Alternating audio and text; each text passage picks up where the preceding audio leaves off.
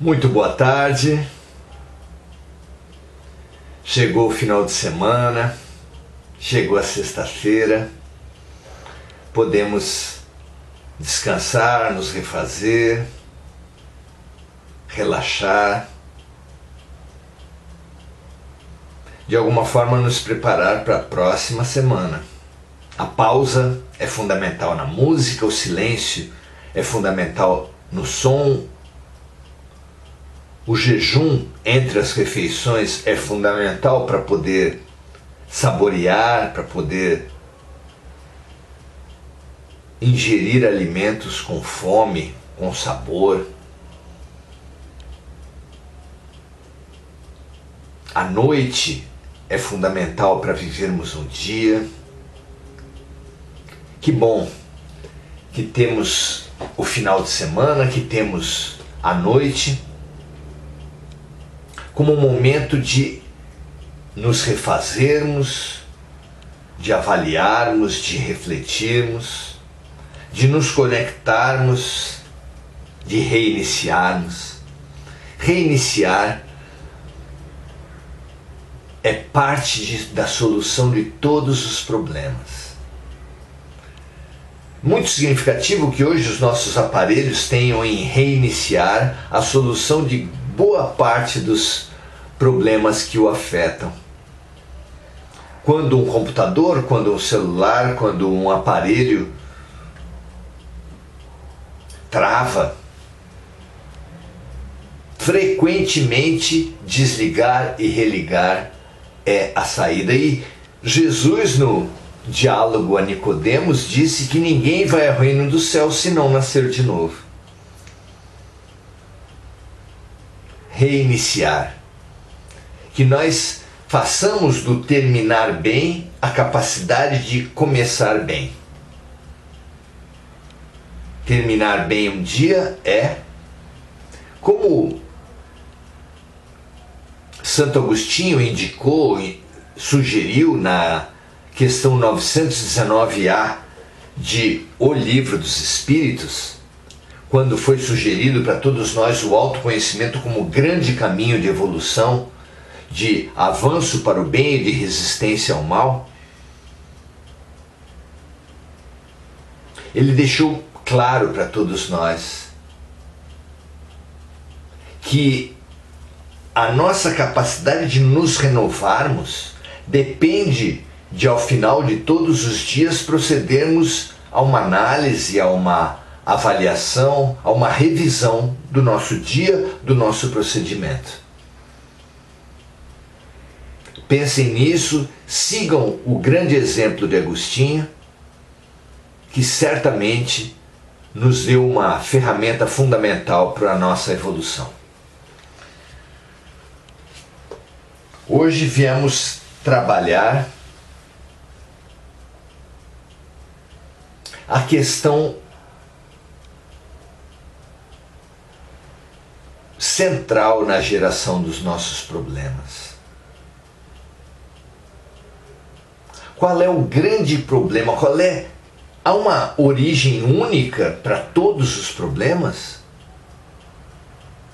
Fundamental saber dessa origem de todos os problemas, porque nos habilitará a encontrar soluções. Claro que a cura começa com o diagnóstico, claro que o aprendizado começa com a consciência da própria insuficiência, da própria ignorância. E nós também. Para termos capacidade de reiniciar nosso dia, nossa semana, nossa vida, precisamos proceder a uma avaliação profunda. Foi isso que Agostinho ensinou como ferramenta fundamental do autoconhecimento e da autotransformação.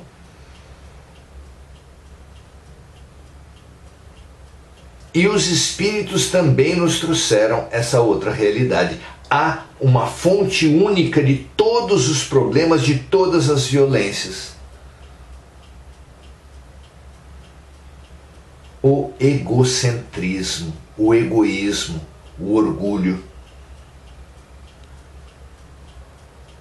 Colocar a nós mesmos como centro do universo. Isso é que nos atrasa, até porque atrasa os outros também, e os outros também se colocando como centro do universo, exigindo que nós os sirvamos, que nós os obedeçamos. Não há paz possível. Se todos querem ser o centro do universo, como pode haver uma boa convivência? Se todos os músicos de uma orquestra querem ser maestros, como poderá haver execução da música? Se todos os cidadãos de um país quiserem ser presidentes da República, não há como. É fundamental que nós percebamos que por trás de toda a imposição, de toda a humilhação do outro, de toda a autoexaltação, está uma necessidade infantil de sermos maiores, de sermos os melhores, de sermos superiores. O orgulho e o egoísmo, que se reflete em toda uma visão de mundo, uma visão do próprio universo. Houve um tempo em que o ser humano achava que a Terra era o centro do universo, era o geocentrismo. Sim, é possível ter uma ilusão de ótica, e ao perceber que a Lua nasce num polo e morre no outro, que o Sol nasce num polo e morre no outro, podemos alimentar uma ilusão de que são astros que giram em torno da Terra.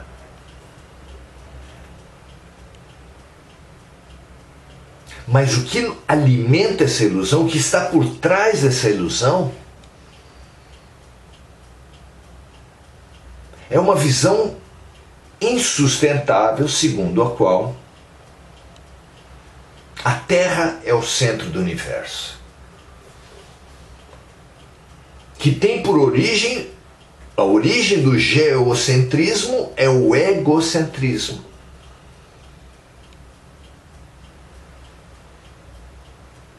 É por isso que nos fechamos ao aprendizado do outro.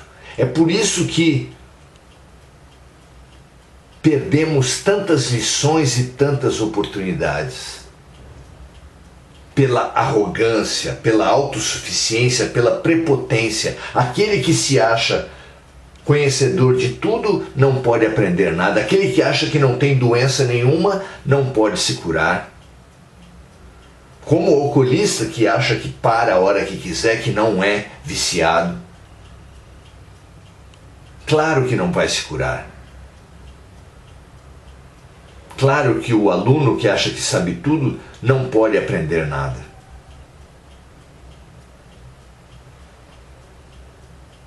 A humildade é a base da sabedoria, é a base do conhecimento, é a base da ciência.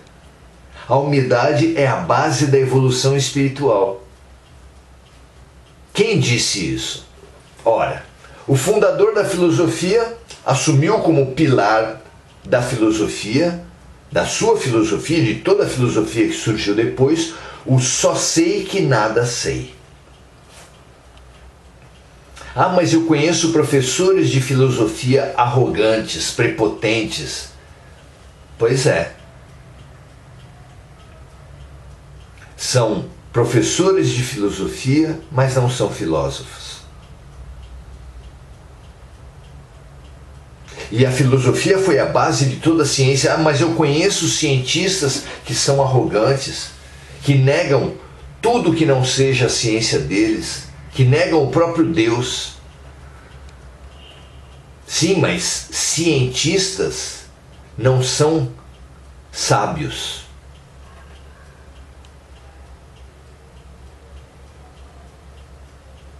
Sim, mas Jesus disse que a primeira bem-aventurança de um roteiro de 8, como está lá em Mateus capítulo 5, é bem-aventurados os humildes. Esse é o primeiro passo de qualquer evolução espiritual. Ah, mas eu conheço cristãos que são orgulhosos, que humilham pessoas de outras religiões. Esses podem se dizer católicos ou evangélicos ou espíritas, mas de verdade, não são cristãos.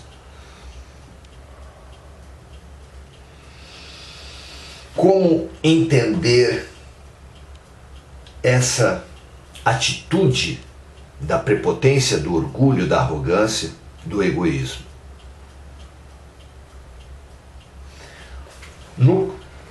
Na pergunta 55 do Livro dos Espíritos, Kardec pergunta assim para os amigos de luz, no item Os Vários Mundos Habitados: todos os globos que circulam no espaço são habitados? Vejam só a pergunta. E a resposta é sim. E o homem da Terra está longe de ser, como acredita, o primeiro em inteligência, em bondade e em perfeição.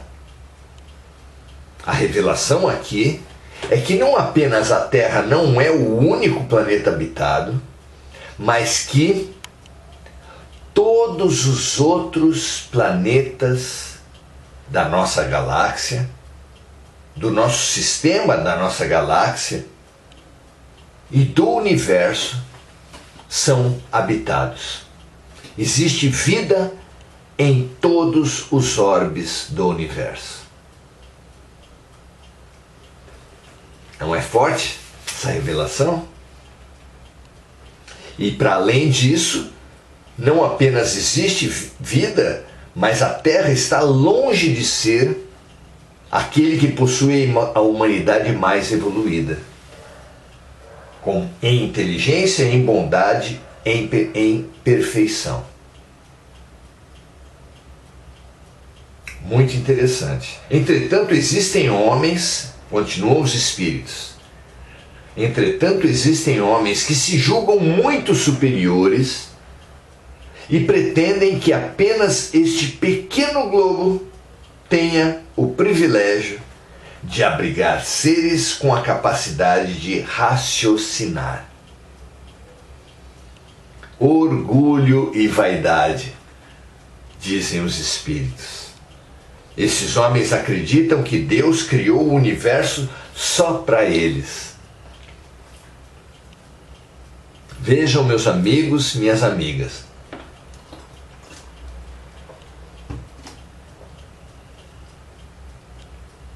estima-se haver no universo 200 bilhões de galáxias.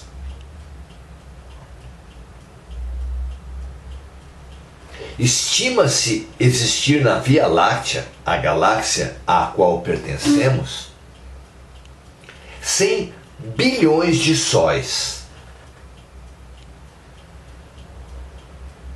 À volta desses sóis há planetas.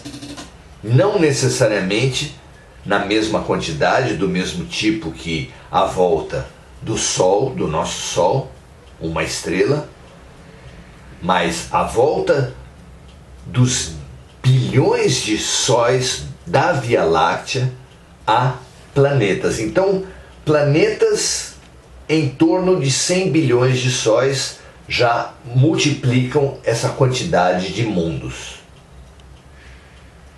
200 bilhões de galáxias, cada uma delas com bilhões de sóis e bilhões de planetas, quantos mundos haverá no universo? Como supor que numa galáxia de centenas de bilhões, num Sol de quinta grandeza, em meio a tantos sóis, tantas estrelas maiores, num dos menores planetas do Sistema Solar, Como compreender que em tanta pequenez estaria a única humanidade, o único planeta habitado? Não há lógica alguma. É muita arrogância e muita prepotência nossa. O geocentrismo, a incapacidade de aceitar outras humanidades, outros planetas habitados, compõe um todo com o nosso orgulho, o nosso egoísmo, que é sim a matriz de todas as violências, de todos os males.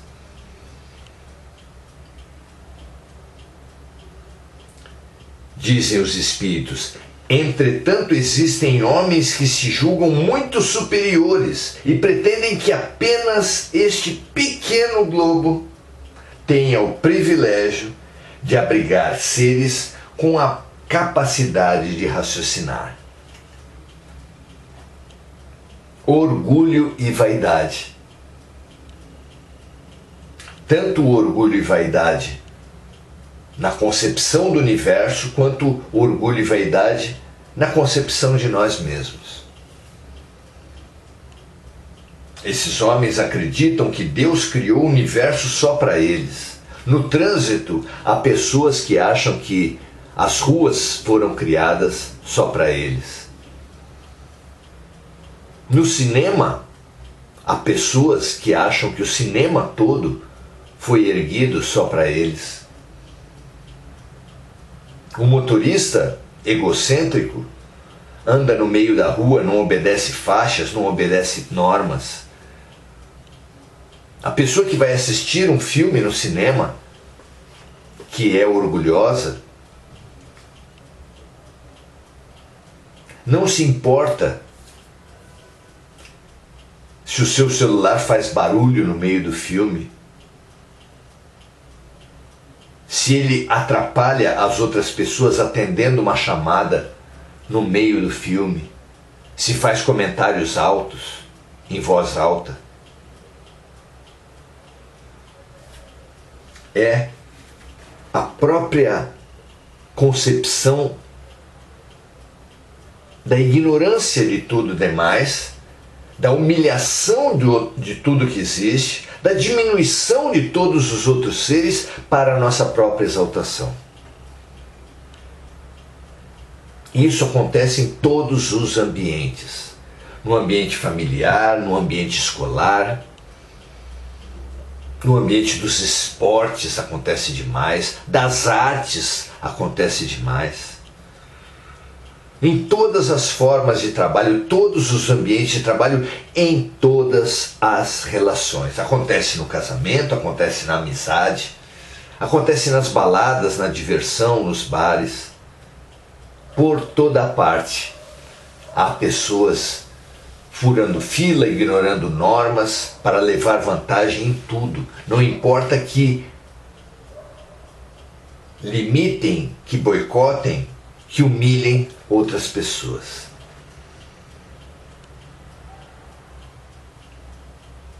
É tão triste que isso aconteça por toda parte, mas é tão evidente que esse é o poder, que essa é a força fundamental que dirige a maioria dos atos, que é a fonte da nossa infelicidade, da nossa violência, da violência que praticamos e que sofremos, que esse deveria ser nosso estudo essencial.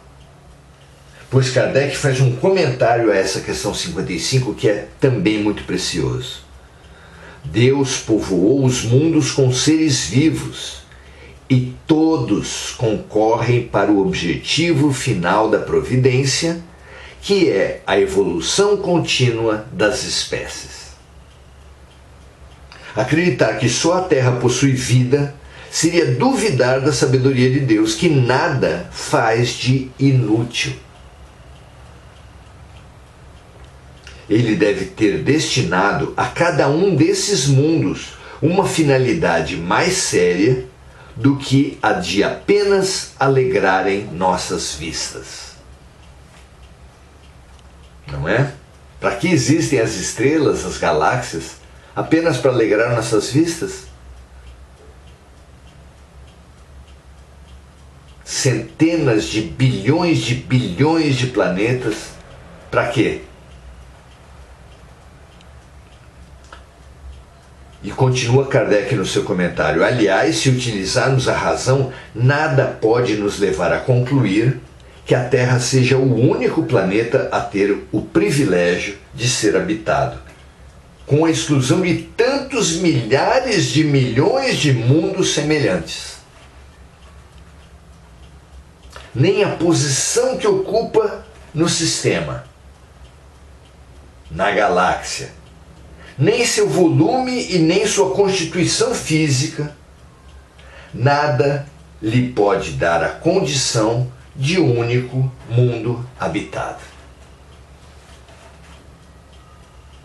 Não há qualquer lógica na arrogância, qualquer lógica no egocentrismo, qualquer lógica no geocentrismo ou da não crença em extraterrestres. É absolutamente lógico que haja mundos, outros mundos habitados, e se eles existem, existem seres que são de fora da Terra, extraterrestres.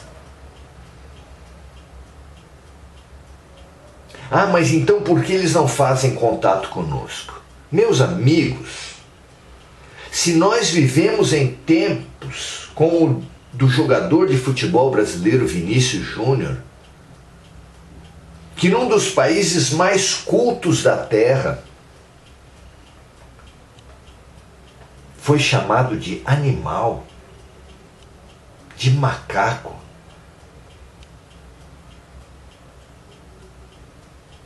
Se nós tratamos tão mal os pretos, os amarelos, os vermelhos, nossos índios são tão humilhados e tão explorados e assassinados, o que nos faz supor que teríamos uma boa atitude frente aos azuis e aos verdes, que são os extraterrestres? Nada poderia nos dar essa pretensão. Muito pelo contrário.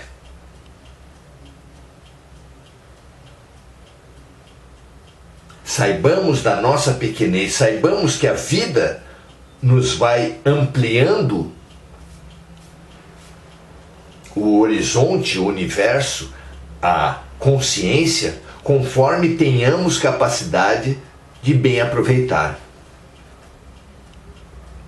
Mesmo depois de muito tempo de evolução, quando descobrimos outros continentes, praticamos o genocídio contra os índios, quando dominamos a tecnologia de fazer viagens marítimas,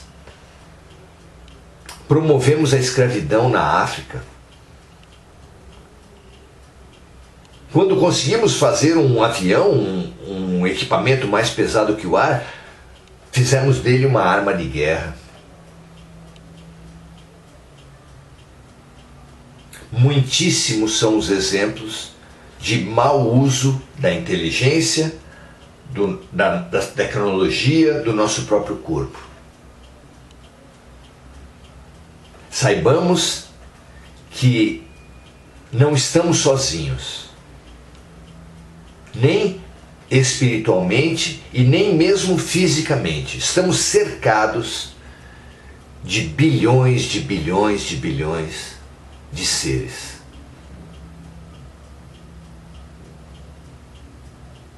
Avancemos, muito pelo contrário, na fraternidade universal. Aprendamos a pensar e a sentir e a dizer e a agir como Jesus ensinou a nos ensinar a falar: Pai Nosso, que está no céu e na terra, santificado seja o teu nome de amor, porque o nome de Deus é amor. seja feita essa tua vontade de amor, assim na terra como no universo, como em todos os céus. Porque esse é o sentido, é a lei universal, é o sentido básico de todas as muitíssimo bilhões de criaturas. Que o pão nosso de cada dia nos seja dado hoje e que nós tenhamos essa nutrição de fazer a vontade do meu Pai, como Jesus que disse, meu alimento é fazer a vontade do meu Pai. Que nós nos alimentemos de fraternidade, nos alimentemos de amor. Perdoa as nossas dívidas, Pai do céu, na mesma medida em que nós perdoarmos aqueles que nos ofendem, libertando-nos, aprendendo com as experiências infelizes, nos melhorando e seguindo em frente na nossa expansão. E que descobramos com Jesus a maneira de nos livrarmos de todo mal, que é não caindo mais em tentação. Porque quando aprendermos a não mais cair em tentação, não mais nos equivocar, não mais plantar errado, não precisaremos colher dores e infelicidades. Que assim seja com todos nós, graças a Deus. Muito bem, meus amigos, minhas amigas, que a gente possa amanhã renovar esse nosso espaço, essa nossa compreensão e caminhar cada vez mais para expandir a nossa compreensão. Muito feliz por estarmos juntos. Até o próximo encontro. Um abraço.